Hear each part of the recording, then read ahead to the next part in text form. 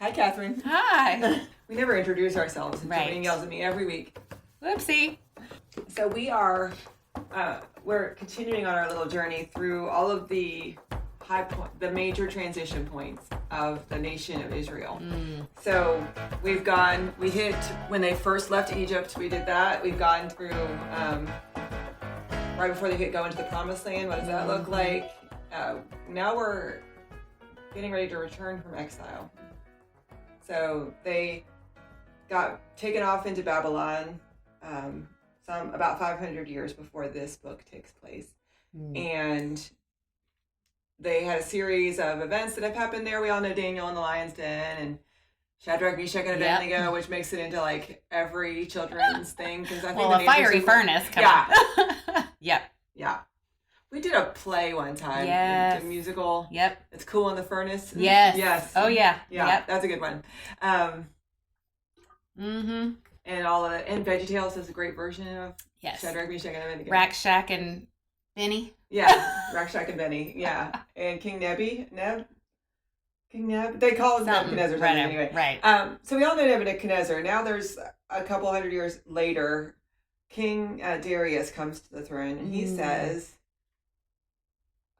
he's a more progressive king, and he says changes the strategy of how he's going to deal with the protectorate nations that they've overcome. And so he's decided to let people go back to the country they came from with a governor from Babylon is like the one who would keep them in check. Okay. Which is something the Romans copied. Right. From okay. Babylon. All right. So we know all about like Roman governors like Pilate and all that. Right. They copied this from okay. Persia was the first ones to do it. Yeah, there's no new things under the sun. Right. So Cyrus, I'm sorry, I said Darius. Darius is his son. Cyrus is the king here. Okay. Cyrus says, "All right, cool, you can go back, and you can reestablish all of your traditions in the land." And so that's what sparks this letter off is this proclamation from King Cyrus. So we are in Ezra chapter 1, and we're going to start on the 5th verse. All right. Shall I read? Sure. Okay. How far you want me to go? You can read till the end of the chapter. All right. This is a short chapter. Look at that. Yeah. Don't worry, folks. It's a short chapter. Verse 5. Then the heads of the families of Judah and Benjamin, and the priests and the Levites, everyone whose spirit God had stirred up, got ready to go up and build God's house in Jerusalem. All their neighbors assisted them with silver equipment, with gold, with goods, livestock, and valuable gifts, in addition to all that was freely offered. King Cyrus brought out the equipment of the Lord's house, those items that Nebuchadnezzar brought from Jerusalem and placed in the house of his gods. Persia's King Cyrus handed them over to Mithridath, the treasurer, who counted them out to Sheshbazzar, the prince of Judah. This was the count: 30 gold dishes, 1,000 silver dishes, 29 knives, 30 gold bowls, 410 larger silver bowls, and 1,000 other objects. The total of the gold and silver objects numbered 5,400. Sheshbazzar brought up all of these when the exiles went up from Babylon to Jerusalem. Okay. What's happened in the story? It's a lot of counting of objects. Yes.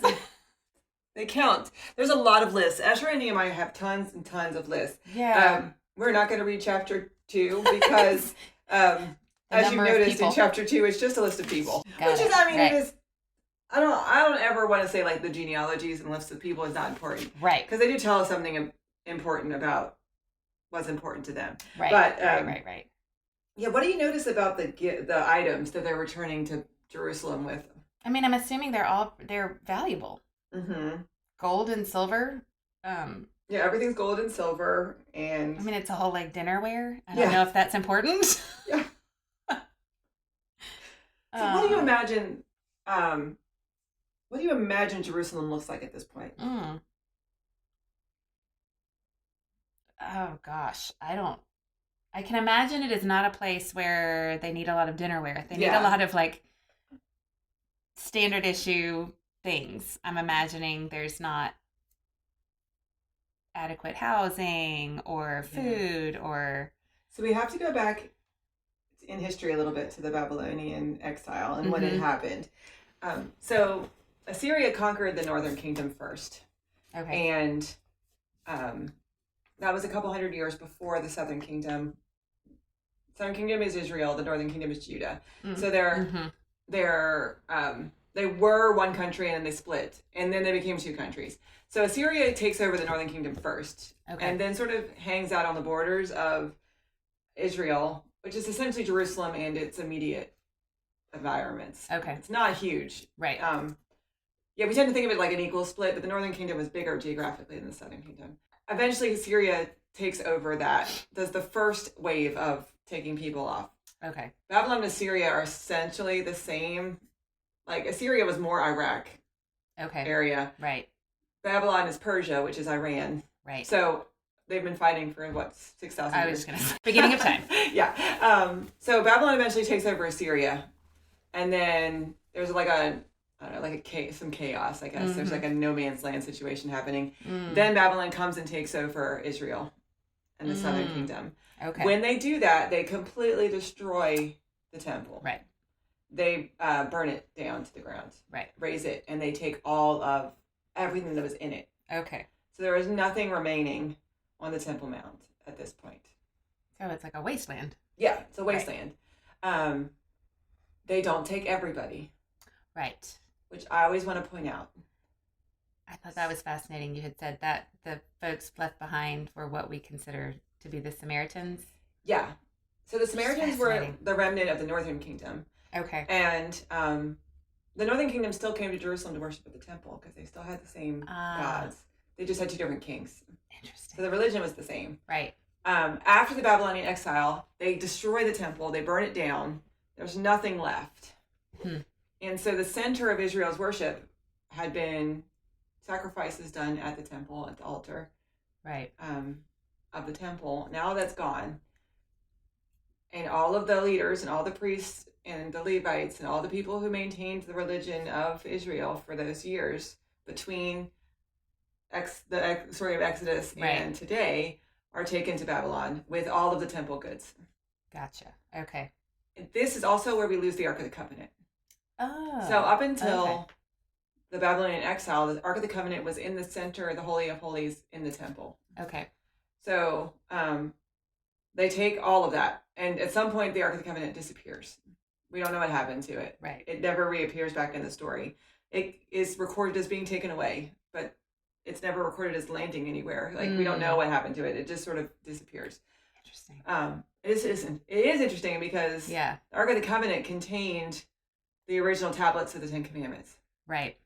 That was what made it holy and why you couldn't touch it. Right.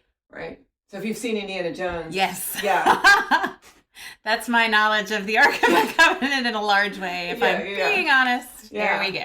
So the Ark of the, there's like that thing about people getting electrocuted if they touch it. Like that's biblical. That was in the Bible. Right. Like, you really couldn't touch it. So the fact that it was carried off and then disappeared is very strange. Uh-huh. But so we hear in Ezra that Nebuchadnezzar kept everything. All the temple goods ended up in his temples. He just claimed them all for himself. Took it all. All right. And so this seems to be templeware that they're returning with. Like, it's their property. It wasn't like necessarily gifts. It's not a gift. Like, it's not restitution. Correct. Yeah, exactly. Got it. And it's some sort of list of things that they need, quote unquote need, when they get back to Jerusalem. To rebuild their temple. So what do we think about that? Yeah, I don't know. I'd be curious to know why, like, what was the purpose of these things within the temple. I don't know.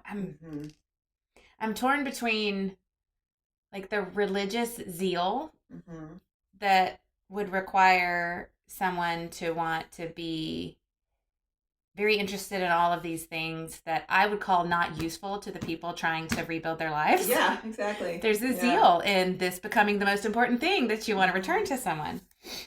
Well, we didn't read the first part of this, but Cyrus the king commands them to go back because he heard from God. God told him that the people needed to return to Jerusalem.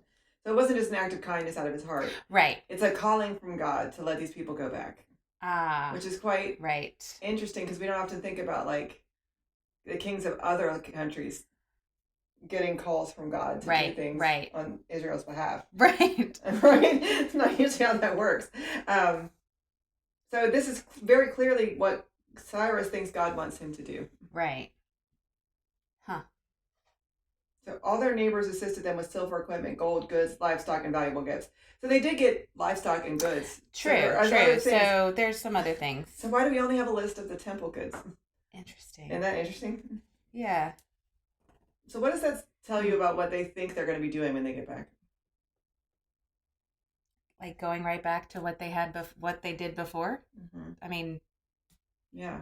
I mean, that's what I would think. Like, all we're going to have to do is go back and... Right. And reset everything. And we'll be fine. We'll be fine. Everything will be fine. We'll be back to the way it was. Yeah, exactly. As long as we have these 29 knives, we're going to be good.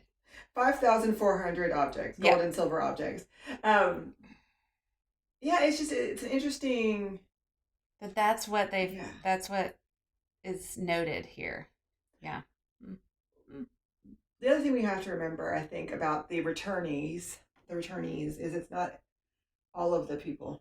It's not every Jew in Persia that returns. It's only the heads of the families of Judah and Benjamin and the priests and Levites. Ah. Huh. So just 2 of the tribes. Yeah. Everybody else decided they were happy in Persia. What do you know about temple worship? The role of the temple? Very little. Yeah. I know who got to go where. Yeah. As far as like the walling off of this group of people was on the outside and these group of people were the only ones allowed. Yeah. Deep within. Yeah. But I don't know much of anything beyond that. So Israel's festivals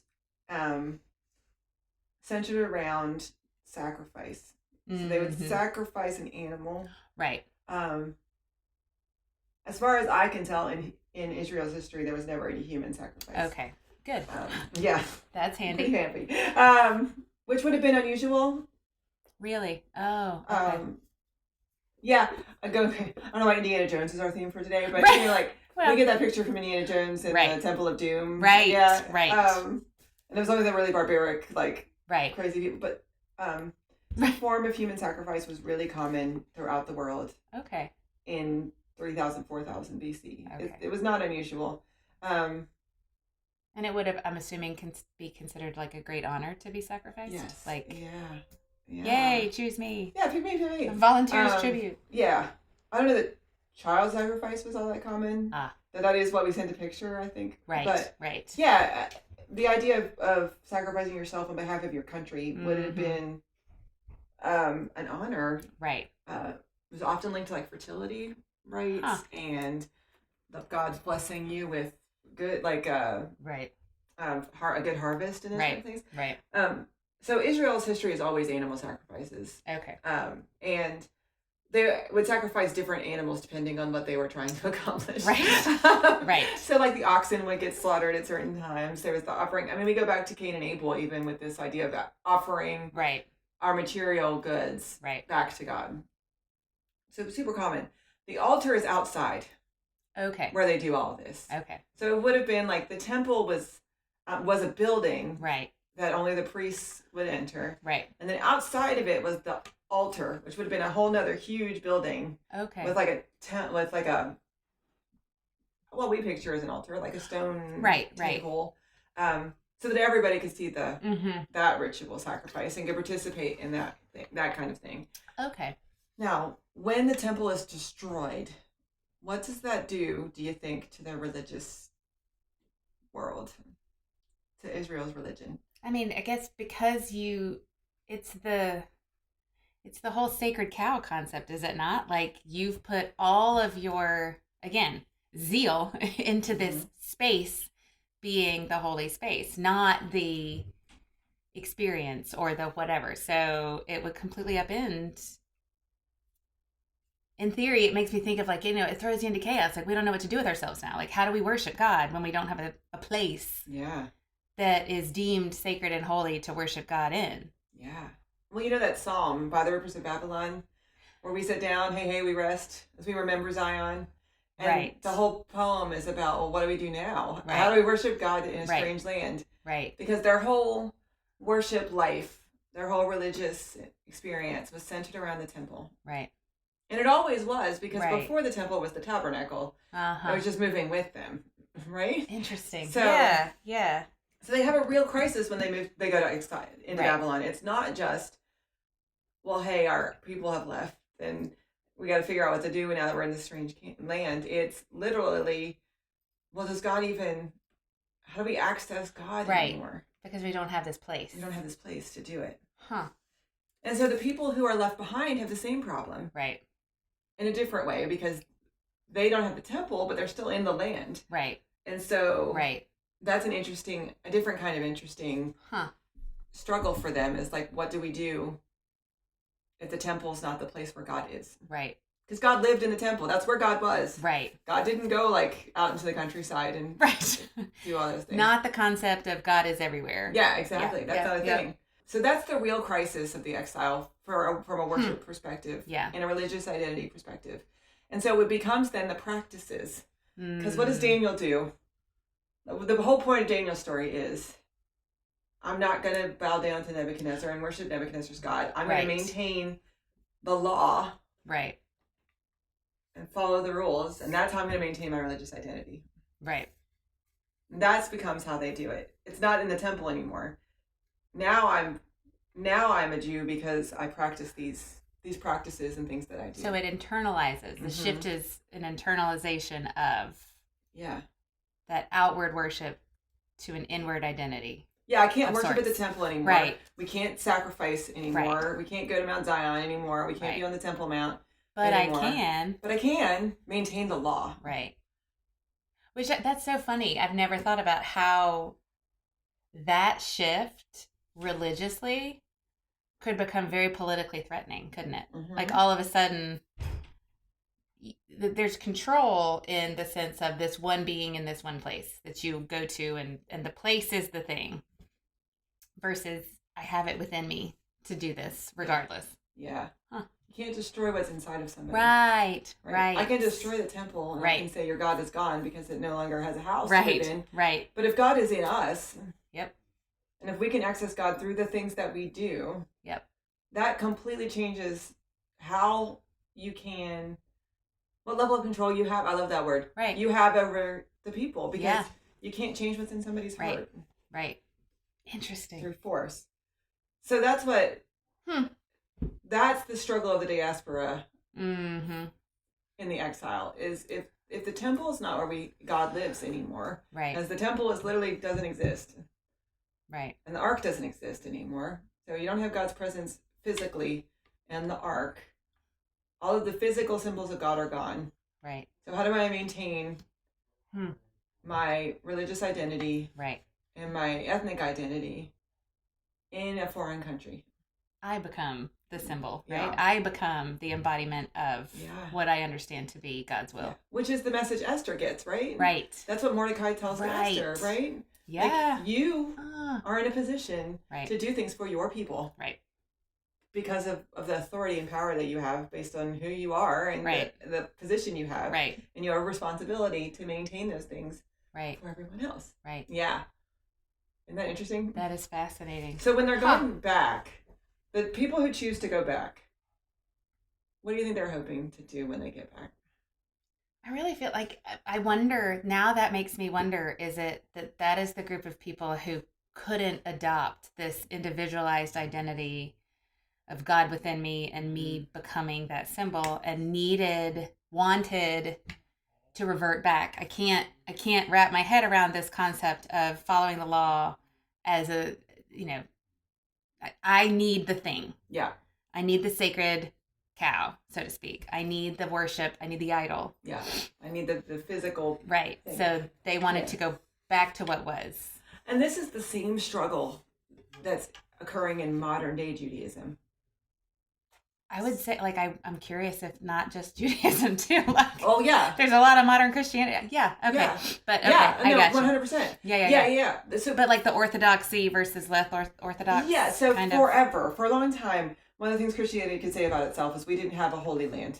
Right. There was no place. Right. That Christianity, like, that you went back to, but that has increasingly become less true as people feel like they need to go to the Jordan River.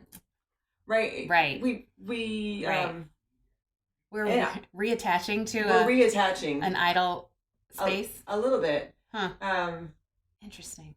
Because we say God is everywhere and God is accessible through the Spirit everywhere, so you don't need to go to the Temple Mount and see, or go to Golgotha or go to Bethlehem or any of those things.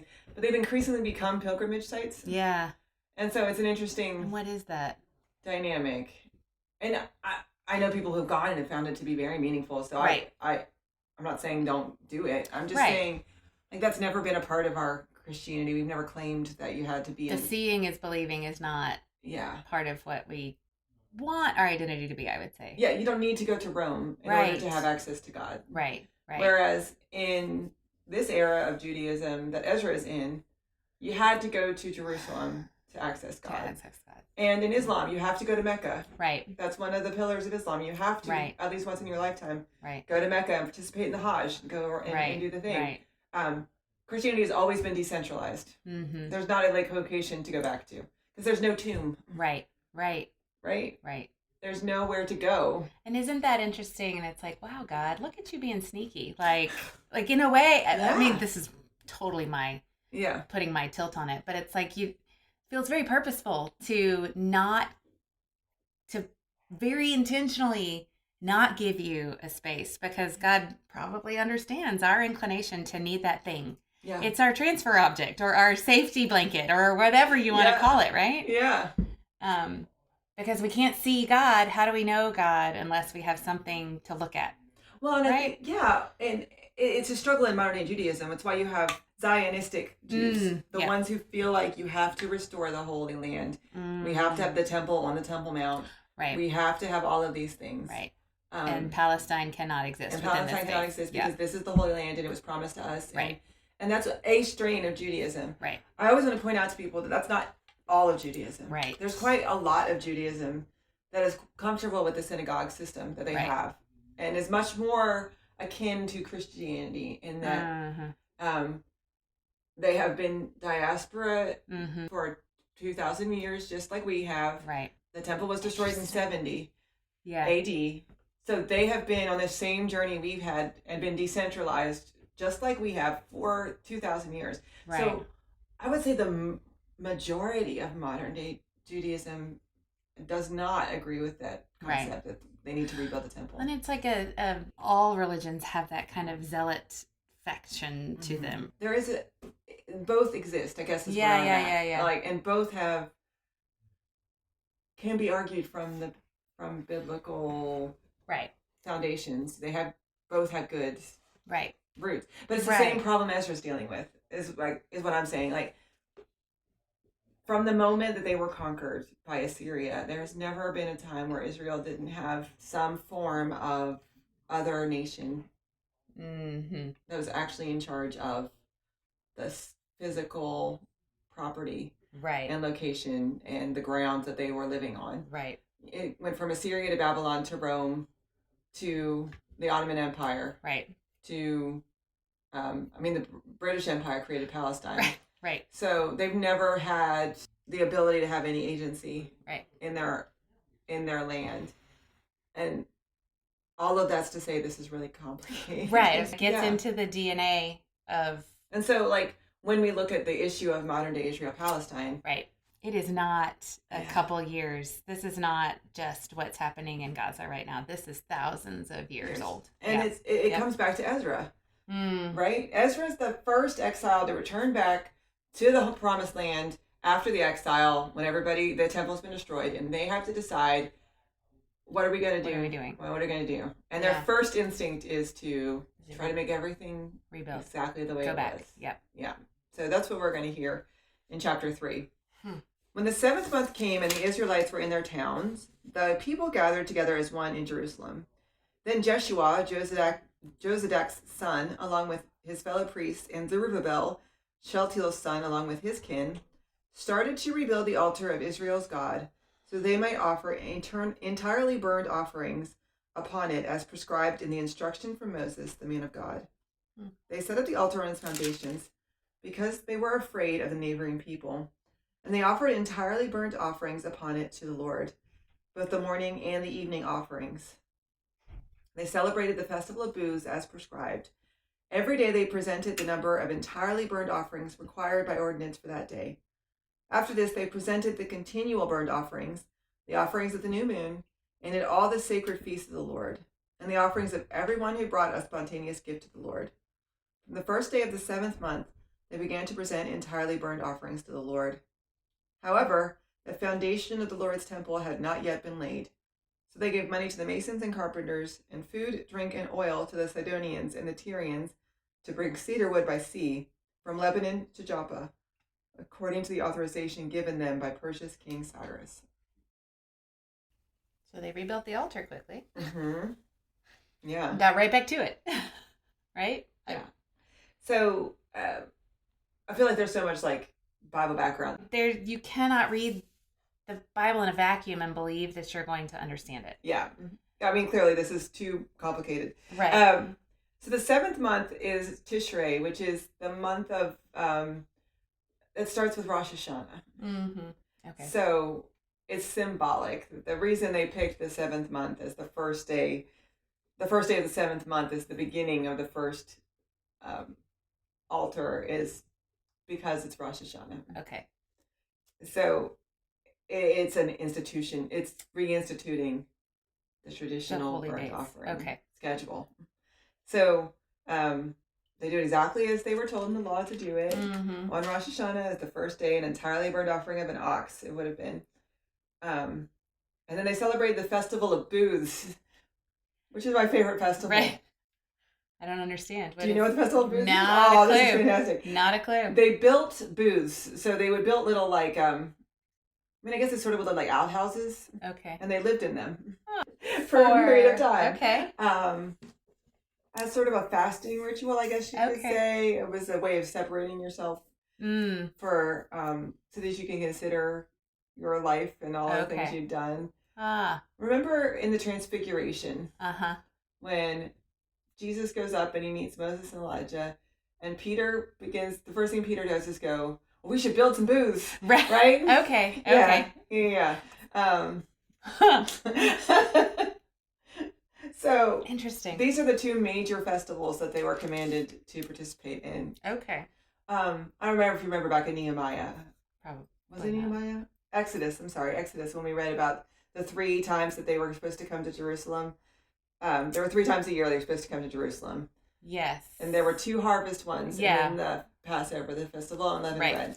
They haven't come to that one yet, but they've done the other 2. They knocked those 2 out. So they're good. Got it. So why is that the first thing that they feel like they need to do? Well, I guess when you're trying to return to what was, you need to reestablish a structure, right? Mm-hmm. You have to get back to following the pattern. I wonder, because the act of the sacrifice, like that's something, there was an action that needed to be done, obviously. And I don't know that within the temple itself that the action items were, like nothing was acted upon within the temple, but each one of these holy festivals had an action item that needed to happen. The thing with which they had to build in order to act was the altar, not necessarily the temple. So let's start with the thing that we know we need in order to act upon these holy days. Yeah, I don't know. I do think there's some good wisdom in the idea of like the sacrificial system is older than the temple.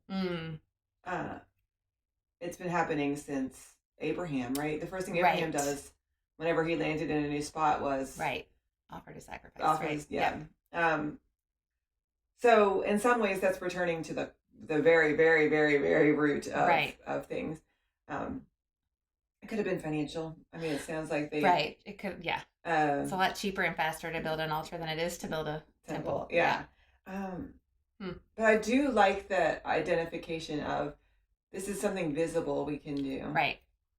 This is a physical, visible reclamation of of returning. Now we're here. Right. Because we can do these things.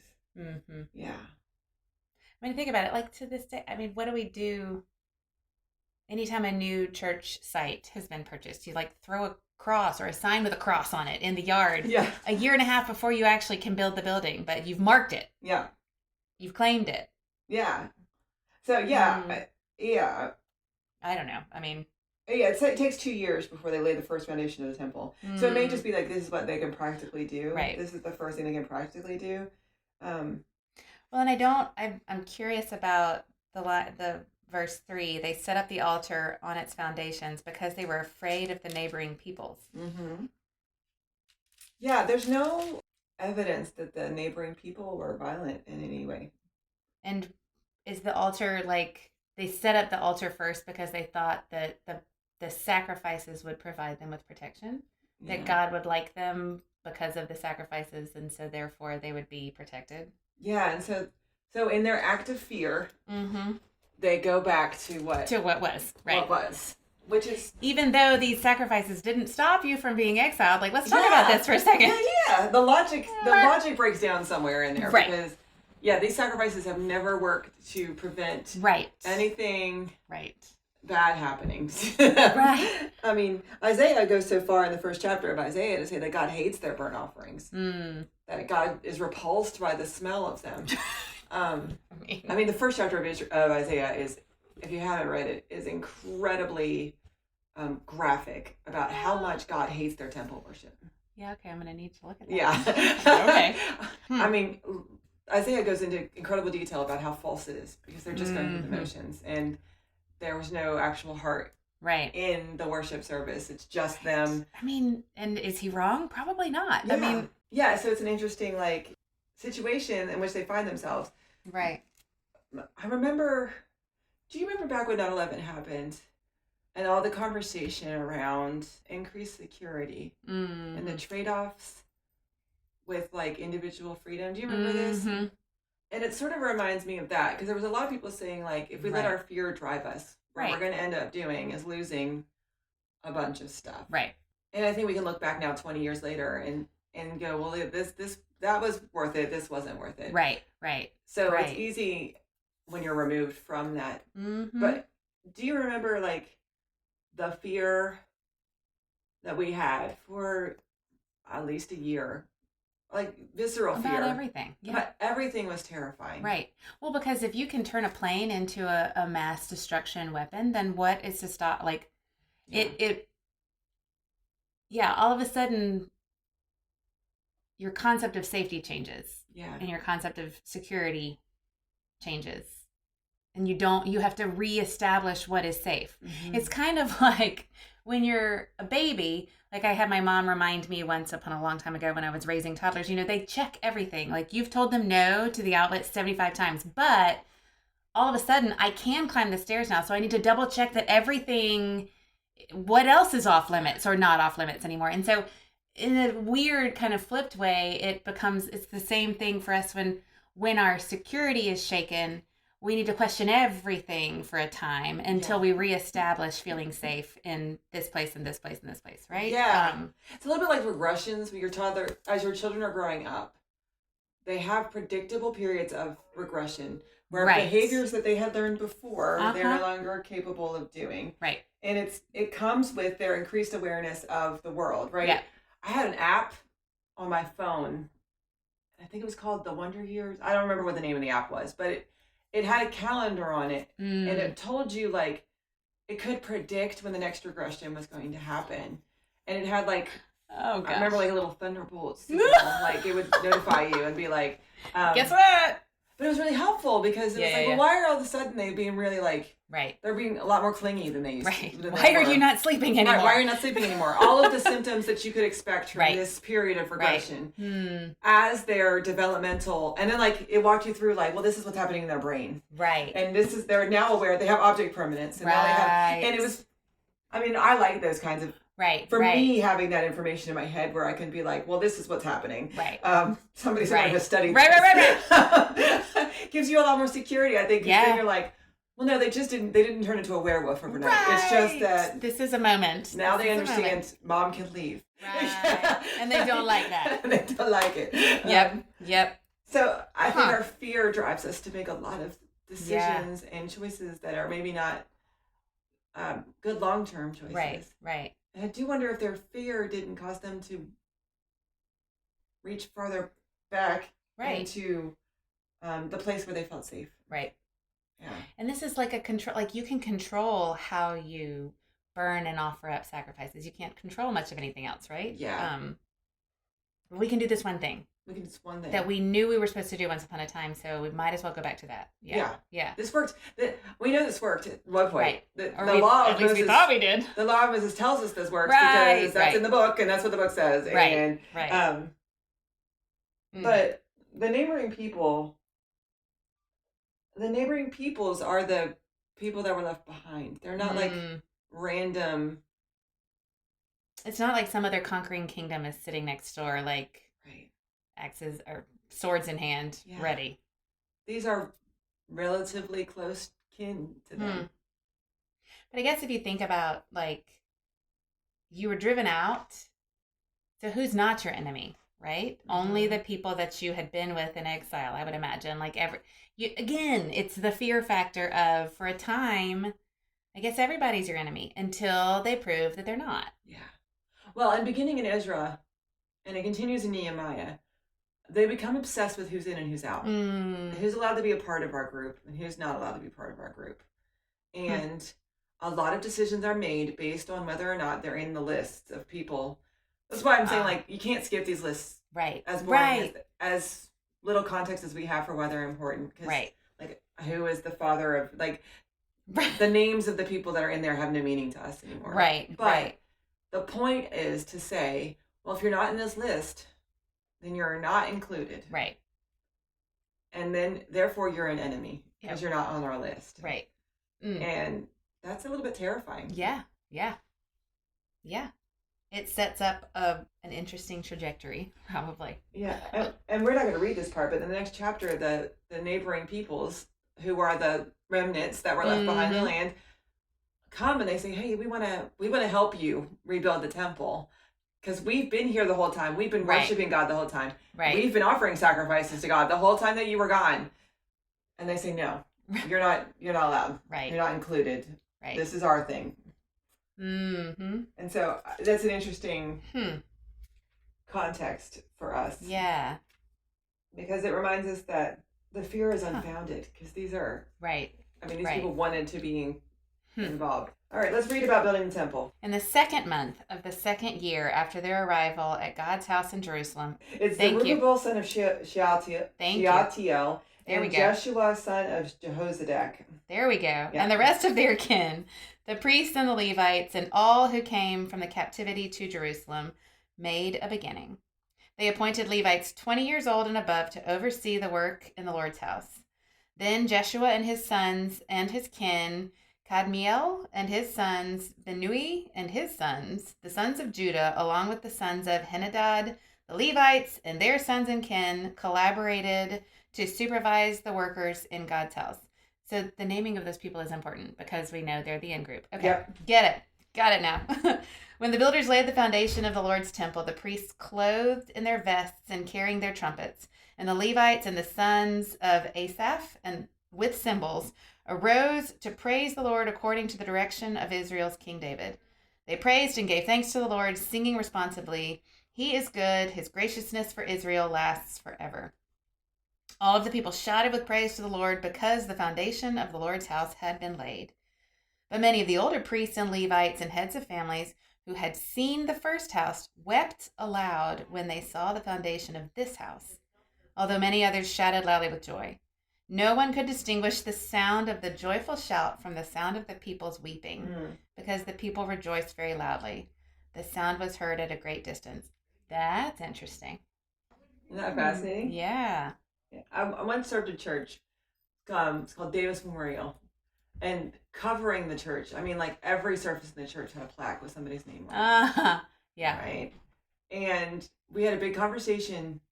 I mean, some of them were like stone and laid into the walls. Wow. So, I mean, yeah, everybody had ever donated a dime to the church. It had their name somewhere on a plaque or written into the walls. Right.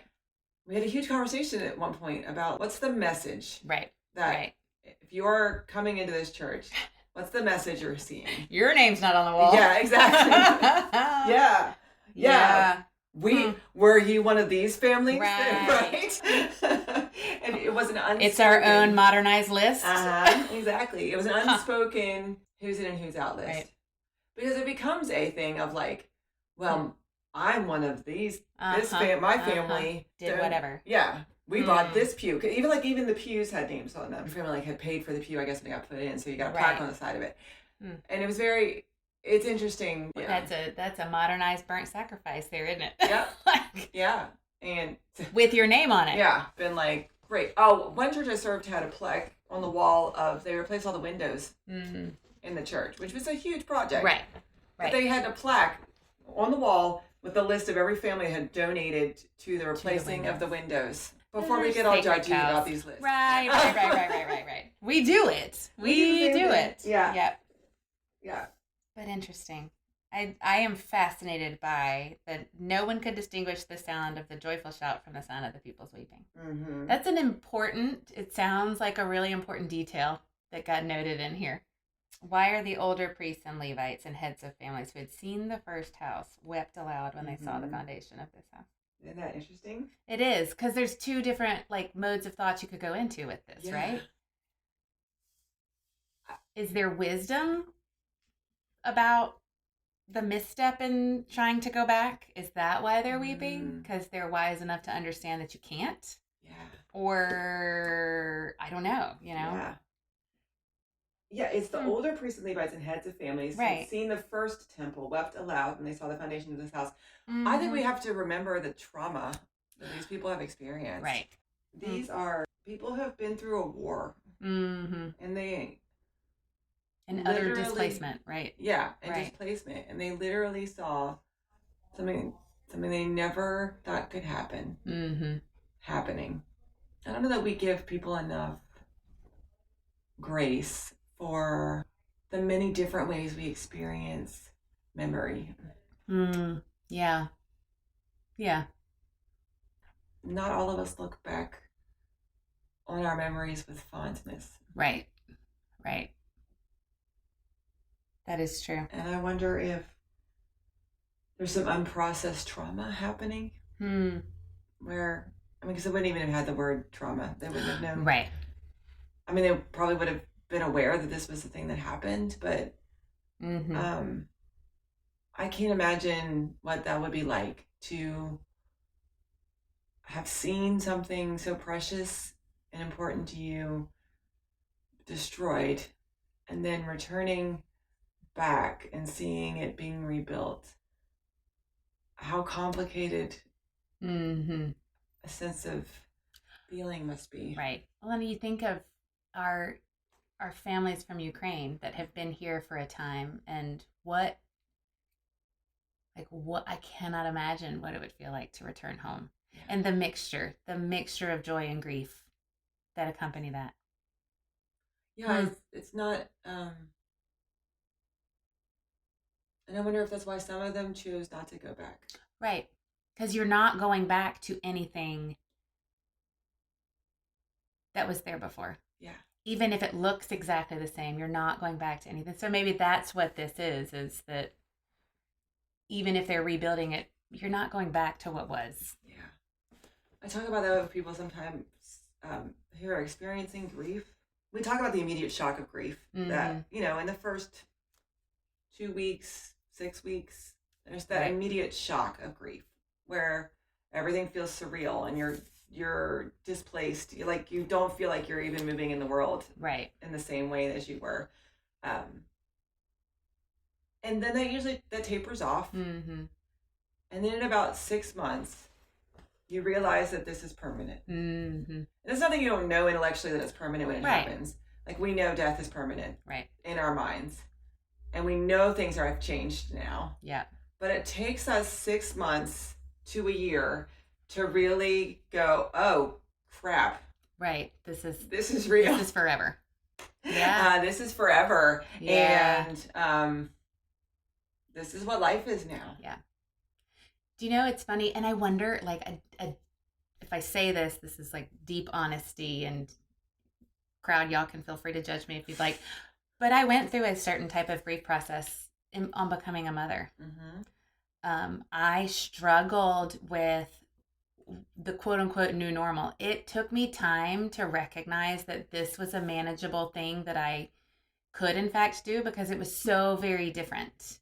My life became so very different. And I think we need to, give ourselves grace to recognize that change and nostalgia that comes along with change can trigger grief at any event. Yeah, and that's not necessarily a bad thing. Yeah, it's totally normal. And I think if they had gone back expecting to return the temple to exactly what it was before, right, that's not what's happening. Right. This is the temple, Solomon's temple was built of wood, and now they're laying stones. I think that we have to, when we try to reach back and restore the past, and we try to make everything the way that we remember it, think we do ourselves a disservice, because it's not possible to just go back and be the way it was before, because you've changed. Yeah. Everything around you has changed. The materials that are available to you have changed. And so it's not as simple as just taking some instructions from a book and plopping it onto your modern situation. You can't do that. And I wonder if there's some grief work that we have to acknowledge the loss of what was. The promise to return to, that God would return them back to the promised land, that didn't put them in some sort of suspended state of this reality, or like, this is never going to be permanent. And so though Jeremiah commands them to build houses and marry people and get used to being in Babylon, so there's this mixed message of but God wants us to go back, but we're supposed to be here, and like, how confusing that must have been. But how what a natural inclination. I mean, I think about the want to go back, but the recognition, like, it's hard to recognize and then decide to be okay with things not ever going back to what they were. And finding value in what is. I think that's what is so challenging for us sometimes, is we recognize we can't go back. We do the grief of that. We still try to go back a little bit, because it worked before, so surely it'll work again. And in my rose-colored memory, it was better than it actually was. We forget all the rough edges and how hard parts of it were, 100%. And all of that stuff. And we don't do the grief work of realizing, like, no, this is real. Well, maybe that's part of it too, is that, like, we want to be like, get over it and move on. Instead of saying, you know what, take some time to be sad, because you need to take some time to be sad so that you can actually move on. You need to acknowledge those feelings of grief and loss and hardship. It's I think why sometimes, like, empty nesting is so hard. Jeremy and I were married for 10 years before we had our first kid. So we had, settled into what it looks like to be just two people. And when our kids leave, we will not be able to just go back to that. It will be very different. And because we're old now. Just hopping in a car and driving to New Jersey for a Jets game overnight is not going to happen. And they talk, I read something a long time ago about, like, the nostalgia is so important, and to be able to allow people to have nostalgia, that it's not a bad thing. It's not necessary. And I think grief comes in that form of nostalgia that we don't allow ourselves to think about. I think nostalgia is good as long as it doesn't overtake our ability to deal with what's real and now. Like, I think we can look back on things with fondness but not wish them back. Maybe that's it. It's the nostalgia work is that you can remember it well, grieve it being gone, but not wish it to return. And that's in trauma work, that's the same idea. So in the goal of trauma work is not to stop you having the trigger. Right. Because there is no stop for the trigger. Like you're always going to experience. Right. The goal of trauma is for you to be able to remember the event happening without it causing you to go back emotionally to how you felt in that situation. It's when trauma work wants you to deal with what happened, be able to acknowledge what happened, know that it's going to come back every time you experience X, Y, Z. But you're not entering back into the emotions of the event. You can look at it with some sort of a little bit of remove. Distance. Yeah. Well, wouldn't it have been handy for God to have said, hey, look, rebuild the temple, but it's going to be different. That's right. Like, wouldn't it have been nice for God to have been like, let's rebuild it in this way. Let me give you some new blueprints so you know not to do the very human thing of wanting to go all the way back. Yeah, we're just going to go back to what it was. No, that's not how it works. Yeah. So come on, God. Yeah. A little bit more instruction, please. A little more instruction. Yeah. Cyrus heard for them to go back, but there was no details about what they should do. Right. Yeah. So, of course, you're going to rely on what you knew. I think what's kind of fascinating to me, too, is that they had discovered a whole different way of worshiping God in Babylon. Mm-hmm. And they go back to the homeland, and instead of bringing back what they've learned, they try to go back to something they've never experienced before. Right. Because other than the old people who are now crying. Right. The young people have never worshipped God in the temple. Like, why are they the ones who are trying to go back to something they never experienced? Huh. That is a good point. Because I think that's some of what we're experiencing today too, is the rise of like the trad wife movement. And some of these things are an attempt by people in their 20s to go back to something that they never participated in. Or I remember when I was growing up, everybody in my high school was wearing like bell bottoms and tie-dye. Mm-hmm. We were not around to experience the hippies and the 60s and all that stuff, but we had some sort of like borrowed nostalgia for a time period we'd never experienced. Yeah. And I think that's maybe what the concept of the trad wife is, the rose-colored glasses of something that was simpler. Yeah. But yet it wasn't simple. Yeah. It's like, as we have seen all along the way, everything is more complicated than what meets the eye. Yeah. So go try that. Yeah. Traditional wife role and see how not simple that is. And then let's have a conversation about. Yeah. It's just, that's just one thing that pops into my head. But it happens, I think, all the time. Where the young people, they think their parents had it better somehow. Right. Or maybe we as parents act like it was better. Right. Probably.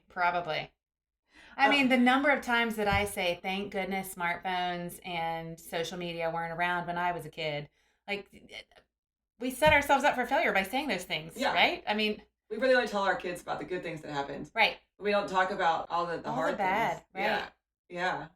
So maybe it's the way we tell our stories sometimes that causes that borrowed nostalgia in our young people. I had a teenager tell me a couple weeks ago that they wish they were born in the 90s. Tell me why. I was like, can you? Yeah. Right. Yeah. Tell me why. And then she started listing off all these things that she thought were cool about the 90s. And I mean, they were. I mean, these things were cool. Right. But there was a there was a flip side to everything that she named. Absolutely. Yeah. I was like, well, yeah, but there was also heroin chic. And every girl in her who was 14 and in her puberty felt there was something wrong with her because she was in a 000. Right. You know, like there's always been something. It's like when I watch the Andy Griffith Show. Yeah. And I love watching the Andy Griffith Show. And these kids that are walking to school and this and that and the other. And I'm like, but do you see a single black person on the street? Yeah. No. Because this was an era of segregation and angst and all of these things. And that is not being portrayed. All that is being portrayed is the happiness that was probably not even real. You know, like that's... Well, at least not for everybody. Right. Yeah. For a very select few. There's always been something that we hide. There's always something that we hide. Some shame, right? To the current era that we don't talk about. Like if you watch the Brady Bunch and you think that is what life in the 60s was actually like. For a blended family? Yeah. Everybody was cool with this. It was fine. And so maybe it's just like the way our memories glaze over the reality of what actually was and how complicated life actually was. it turns out life was just as complicated in Right. 1983 as it is today. Right. Just we only remember.